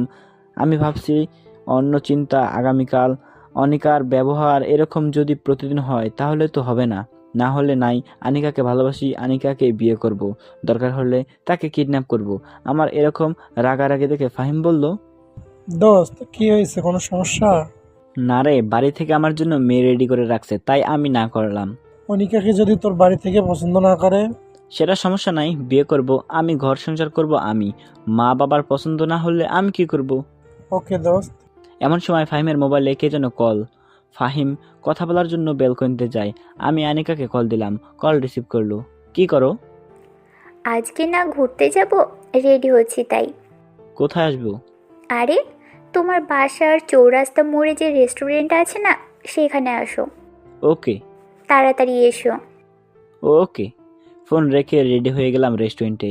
গিয়ে দেখি আনিকা এসে বসে রইল। আনিকাকে দেখে আমার মেজাজটা পুরো গরম হয়ে যায়। মুখে নাই নেকাপ, টাইট বোরকা। আমি টেবিলে বসলাম। এবার রাগ কন্ট্রোল করতে পারলাম না। এসবের মানে কি আনিকা? কি ঈশান? তুমি বুঝো না? সত্যি আমি বুঝতে পারছি না। আর তুমি রেগে যাচ্ছ কেন? তোমাকে না বললাম আমি নেকাপ পরতে ও লুজ বোরকা পরতে? ড্রাইভারকে তো চেঞ্জ করছোই না। দেখো, তোমাকে ভোগ করার ইচ্ছা থাকলে তোমাকে কবেই ভোগ করে ফেলতাম। আমি চাই তোমাকে সারা জীবন আগলে রাখতে। তুমি এসব কি বলছো? তুমি কি কিছু বুঝো না? আমার এরকমভাবে পড়তে ভালো লাগে। আর ড্রাইভারকে আমি বাদ দিতে পারবো, কারণ ড্রাইভার অনেক আগে থেকেই ড্রাইভারি করে। আমি আনিকার মুখ থেকে এরকম কথা শুনে অবাক হয়ে গেলাম। আনিকার চেহারায় কোনো ভাবান্তর নেই। মনে হচ্ছে আমি এরকম করব সেই জন্য প্রস্তুতি নিয়ে এসেছে। আমি আমার প্রিয় মানুষটা চাই না বেপরদায় থাকুক। আচ্ছা, তুমি কি আমাকে ভালোবাসো? হুম। তাহলে আমার কথা মতো চলতে তোমার সমস্যা কি? দেখো, আমরা দুজন দুজনকে কিস করছি। আনিকা কিছু বলছে না। আমি মনে মনে বলছি, মাপ চেয়ে ফেল, তাইলেই তো সব ঝামেলা শেষ হয়ে যায়। কিন্তু আনিকা কিছুই বলছে না। আমি আবার বললাম, তাহলে তুমি থাকো তোমার মতো, আর আমি থাকি আমার মতো, এখানেই শেষ। এই বলে আমি চলে আসলাম। আনিকা পিছন থেকে একটা ডাকও দিল না। তাহলে কি এতদিন লোক দেখানোর ছিল? কিন্তু আমাকে যে কিস করলো। আমি আনিকার কাজ কারবার কিছুই বুঝলাম না। কিন্তু সবই তো শেষ। এখন কি করব আমি? কি করব আমি? তাকে ছাড়া থাকবো কিভাবে? আমি এটা কি করলাম? না না, ঠিক আছে, আমার কথা মতো না চললে এরকমই হবে। ধুর, কি করব? মাপ চাইবো গিয়ে? না, মাপ চাইবো না, হার মানবো না। সে কি আমাকে ভালোবাসে না? তাহলে এতদিন এসব কি ছিল? আমার অবাক লাগছে। এতদিন তো যেভাবে চলছে মনে হয়েছে সে আমাকে ছাড়া বাঁচবে না। এখন বাড়িতে কি বলবো? এসব ভাবতে ভাবতে বাসায় চলে আসি হেঁটে। অনেক কষ্টে দিনটা কাটালাম। সারাদিন আনিকা কল দিল না। আমি আনিকার কলের অপেক্ষায় বসে আছি। সে কল দিয়ে মাপ চাইলেও তো হয়ে যায়। এভাবে একটা সপ্তাহ চলে যায়, আমি কিছুই বুঝলাম না। একটা সপ্তাহ আমার কিভাবে যে গেল সেটা একমাত্র আল্লাহ জানে। আমি আর আনিকাকে ছাড়া পারছি না, তাই ঠিক করলাম আনিকার চেম্বারে গিয়ে নিজেই মাপ চাইবো। সেদিন ছিল শনিবার। আমি কলেজে বিকালের দিকে কোচিং করিয়ে আনিকার চেম্বারের উদ্দেশ্যে রওনা দিলাম। এমন সময় কোথা থেকে জানি এক মেয়ে এসে আমার পথ আটকালো। নেকাব ঢাকা, মুখ লুজ বোরকা, মনে হচ্ছে পর্দাশীল কোনো মেয়ে। আমি বললাম, কে আপনি? আমার পথ ছাড়েন। কে? আমি? আমি গলার স্বর শুনে চিনতে পেলাম আনিকা। তাহলে সে আমার কথা মতো চলছে। যাক, আমি হার মানলাম না, আনিকাই হার মানলো। মনে মনে ইয়েস, আমি জিতে গেছি। আনিকার সাথে একটু মজা করা যাক। সরি, কে আপনি? আপনাকে চিনতে পারলাম না।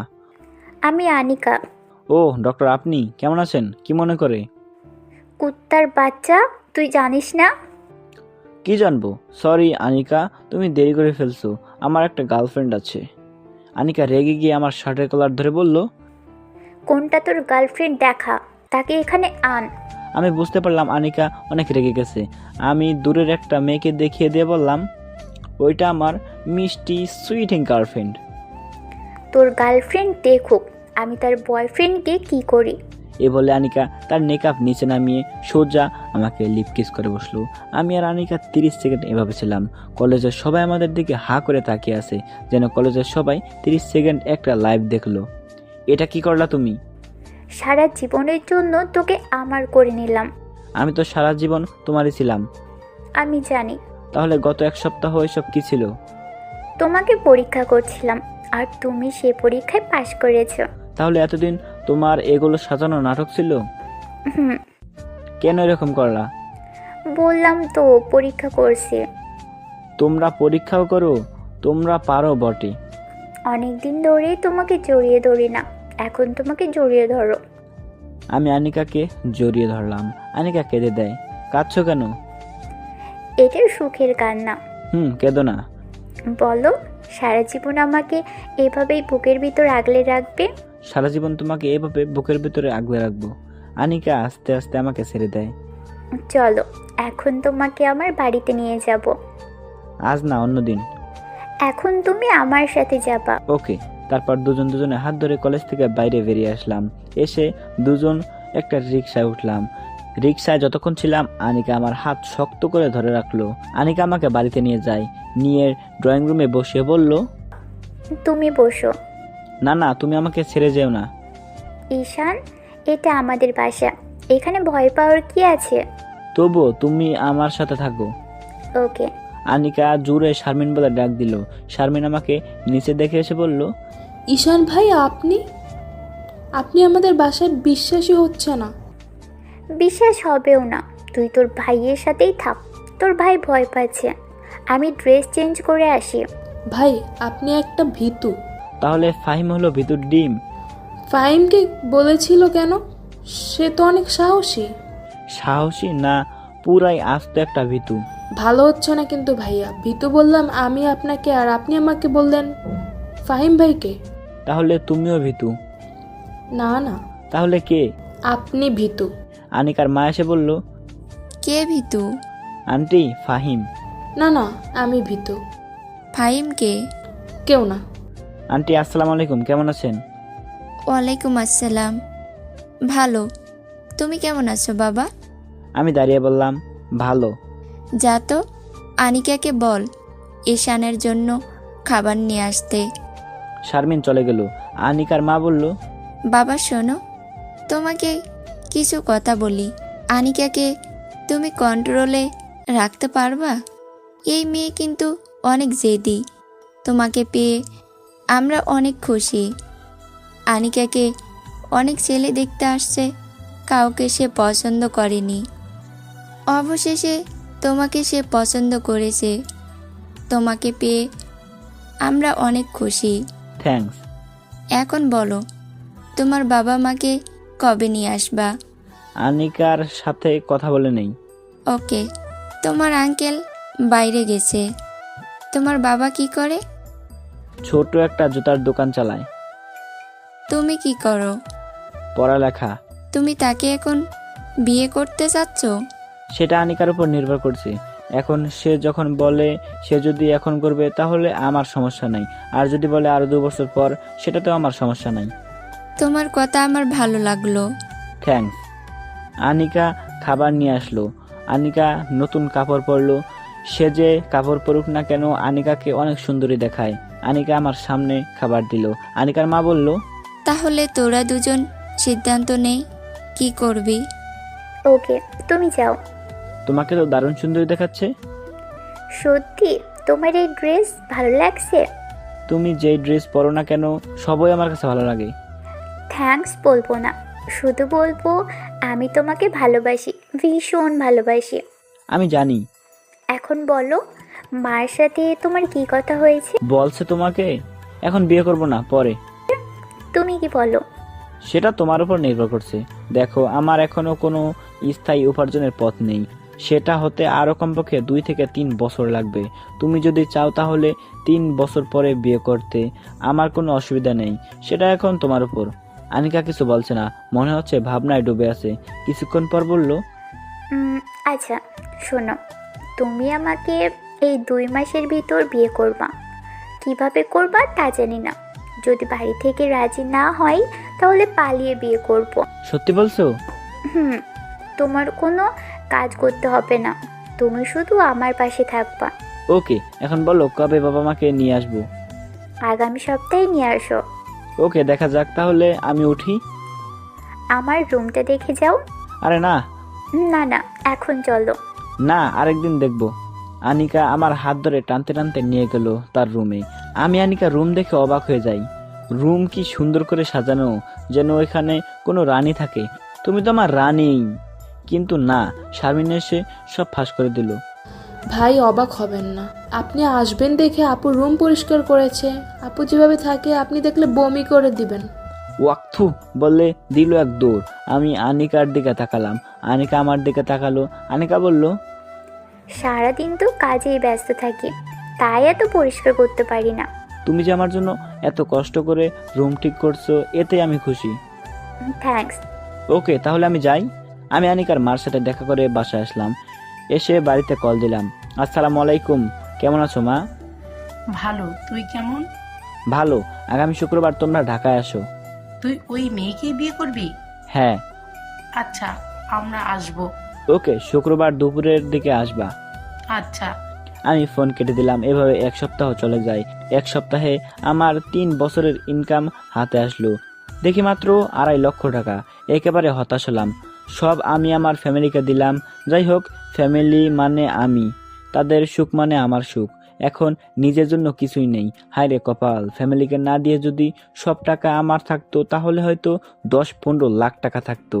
কেননা আমি গাধার মতো খাটছি আমার পরিবারের জন্য। যাই হোক, তারা আমার বাবা মা।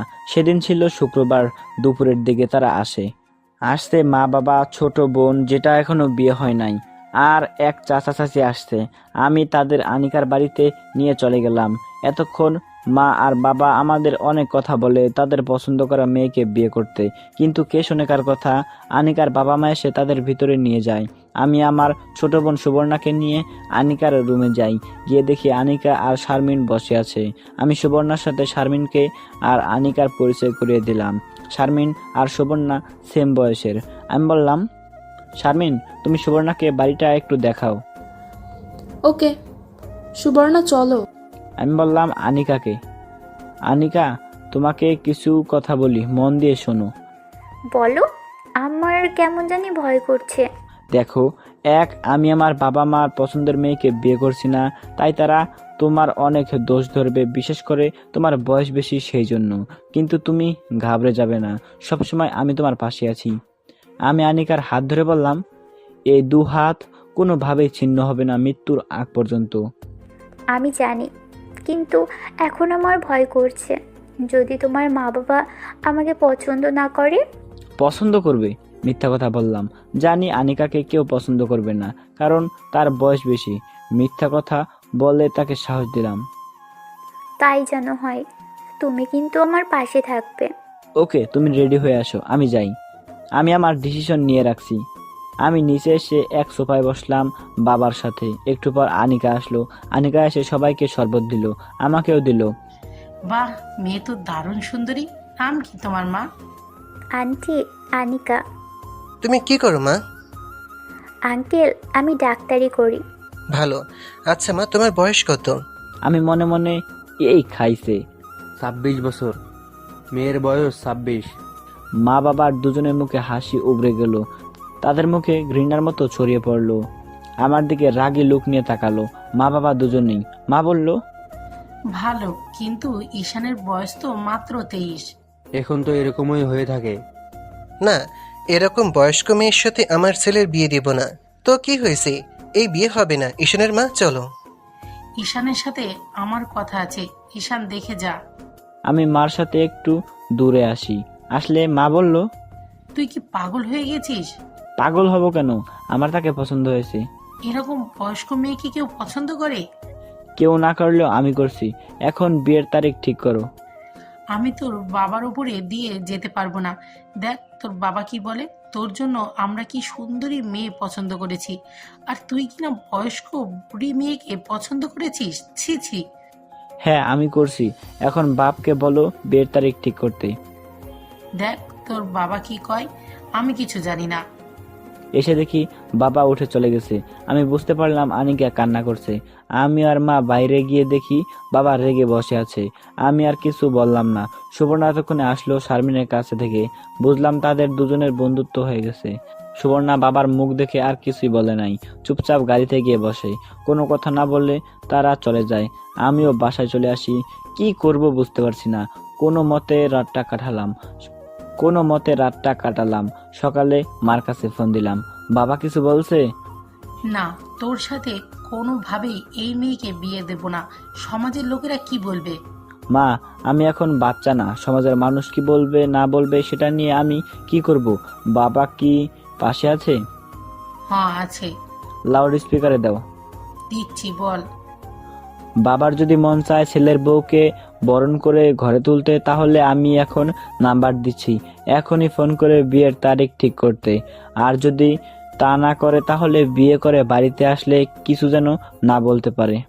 আমি আবার আধা ঘন্টা পরে ফোন দিলাম মার কাছে। বাবা বলছে, না, তুই যদি ওই মেয়েকে বাড়িতে নিয়ে আসিস তাহলে তোকে মেরে হাত পা ভেঙে ফেলবে। ওকে, দেখা যাবে। এই বলে আমি ফোন রেখে দিলাম। আমি আমার সিদ্ধান্ত নিয়ে নিলাম, আগামী সপ্তাহে আমরা বিয়ে করব। ভাবলাম আনিকাকে বাড়িতে নিয়ে গেলে কেউ দেখতে পারবে না, মা বাবা দেখতে পারবে না, পাড়া প্রতিবেশীরা তারা কথা বলবে। আনিকাকে সেখানে নিয়ে গেলে শুধু কাঁদবে। তাই আমি ঠিক করলাম যে বাসায় থাকি সে বাসার ওপরতলা ভাড়া নেব। যে টাকা আছে সেখান থেকে ফার্নিচার কিনবো। কোনো আয়োজন না করে বিয়ে করে ফেলবো, এটাই আমার পরিকল্পনা। আমি চলে গেলাম আনিকার বাড়িতে। আমি আনিকার রুমে গেলাম। গিয়ে দেখি বেচারি কেঁদে কেঁদে শেষ। আমি আসলে সাথে সাথে আমাকে জোরে ধরে বলে, তুমি আসছো? আমি তো ভাবছিলাম তুমিও চলে গেছো। তোমাকে ছাড়া আমি যেতে পারি? এখন কি করবা? আমার মাথায় একটা পরিকল্পনা আছে। কি? আমি আনিকাকে আমার পরিকল্পনার কথা বললাম। আনিকার মুখ উজ্জ্বল হয়ে যায়। চলো বাসা দেখবে। আনিকা রেডি হয়ে আমার সাথে বাসায় এসে বাসা দেখে আনিকার পছন্দ হয়েছে। এখন আমি আস্তে আস্তে ফার্নিচার ওঠাতে থাকি। মোটামুটি একটা সংসারে যা যা লাগে সব ওঠালাম। এমনিভাবে এক সপ্তাহ চলে গেল। দিনটি ছিল শুক্রবার। আমি রুম আগে থেকে সাজিয়ে রাখি। আমি আর ফাহিম দুপুরে পরে তাদের বাড়িতে যাই। গিয়ে ভালোভাবেই আমাদের বিয়ে সম্পূর্ণ হয়। আনিকার মা বাবা দুজনেই কৃতজ্ঞতার মাথা নুইয়ে পড়ে আমার প্রতি। তারা বলে তারা জীবনে আমার মতো ছেলে দেখে নাই। ফাহিমকে সাক্ষী রেখেছি। আনিকাকে সারি অবস্থায় আরো বেশি অপরূপ দেখায়। আমি আজ রাতে তার সেই রূপের ভিতরে হারিয়ে যাব। আমি আনিকাকে নিয়ে বাসায় আসি। ফাহিম সুন্দর করে আমার বাসর ঘর সাজাই। যেহেতু আমার শরীরের উপর দিয়ে আজ অনেক ধকল গেছে, তাই আমার পুরনো রোগ মাথা ব্যথা করতেছে। আনিকা বাসর ঘরে গিয়ে বসে আছে। ফাহিম আমাকে ঠেলে দিয়ে ঘরে পাঠিয়ে দেয়। আমি ঢুকে দরজা লাগিয়ে দিলাম। আনিকা ঘোমটা দিয়ে বসে আছে। আমি ঘোমটা উঠালাম। আমি বালিশটা মাথার নিচে দিয়ে শুয়ে রইলাম। আনিকাকে বললাম, আনিকা মাথাটা একটু হাতিয়ে দাও তো। মাথা ব্যথা করছে? আনিকা আমার মাথা হাতিয়ে দিচ্ছে। আমার যে কি ভালো লাগছে। আমি ভাবছি সারাটা জীবন আমি ব্যর্থ। যে ফ্যামিলির জন্য আমার সবটুকু দিলাম, সেই ফ্যামিলি কিনা নিজের পছন্দের মেয়েকে বিয়ে করছে বলে ফ্যামিলি থেকে আলাদা করে দিল। হায় রে কপাল, কিন্তু আনিকার মতো একটা বউ পেয়ে নিজেকে সার্থক মনে হচ্ছে। আনিকা মাথা হাতিয়ে দেওয়া আমার অনেক ভালো লাগছে। এভাবে মাথা হাতিয়ে দিলে না ঘুমিয়ে পারা যায়? ঘুমিয়ে গেলাম একেবারে সকালে পুরোপুরি মেজাজ নিয়ে ঘুম থেকে উঠলাম। আনিকা রুম ঝাড়ু দিচ্ছে, মুখের দিকে তাকিয়ে বুঝতে পারলাম মুখে তার অতৃপ্তির হাসি। আমি আনিকাকে পিছন থেকে জড়িয়ে ধরে ঘাড়ে কিস করতে থাকি। আনিকা উপভোগ করতে থাকে, আমি ঘাড়ে কিস করতে করতে ঠোঁটে গেলাম। এবার দুজনে লিপ কিস করতে করতে আনিকা আমাকে বিছানায় ফেলে দিল। পরে কি করলো বুঝতে পারছেন। এভাবে ভালোই চলছিল আমাদের সংসার। মাঝে মাঝে ঝগড়া হতো, কিন্তু দিন শেষে আমরা দুজন একই সাথে একই বিছানায়। আমাদের টাকা নিয়ে কোনো সমস্যা হয় নাই। 1 মাসের ভেতরে আনিকা ফ্ল্যাট পুরোটা ফার্নিচার দিয়ে ভরে ফেলে, কারণ সংসারটা তার। আনিকা ডাক্তারি করে সংসার চালাইতো, আমি প্রাইভেট কোচিং করিয়ে বাড়িতে টাকা পাঠাই। যাই হোক, তারা আমার বাবা মা। ঠিকই 8-2 বছর পর আগে আমার একটা চাকরি হয়, তখন আনিকা প্রেগনেন্ট। আমাদের একটা মেয়ে হয়, তখন বাড়ি থেকে সবাই দেখতে আসে এবং আনিকার কাছে ক্ষমা চায়। আমি বুঝতে পারছি দেখতেছে তারা আমাকে ছাড়া অচল, তাই তারা গ্রহণ করে নিল। পরে ফাহিম আর শারমিনের বিয়ে হয় নাই কোনো এক ভুলের কারণে।